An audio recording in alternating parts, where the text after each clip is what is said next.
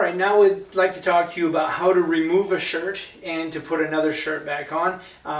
This is very important because people have a tendency to lift the arm on their own, and we don't want to do that because that's not safe. But Andy will demonstrate how to safely remove a shirt and to put a new one on.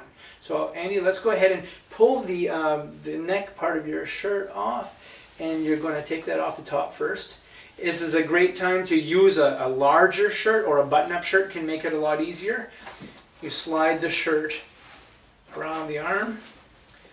Then you take the new shirt, and this is a great time to bathe if you need to. You can do a sponge bath, you can wash your armpit area, and that's a great time to do that. Once you're ready to put the new shirt on, you need to slide the sleeve over this arm first, and then bring it up over your head, and or get your other arm in first and then put it over your head. So Andy will demonstrate how to do that.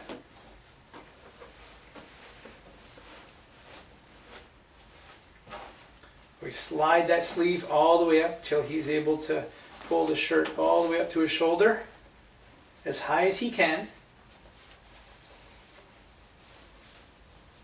This does take some practice, but after a couple of days this gets a lot easier.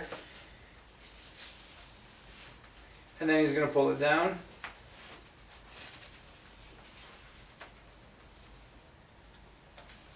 Perfect. And like I said, this is the first time Andy does this, but after you've done it several times, it gets a lot easier. And then at this point, you put the sling back on just the same way that you took it off.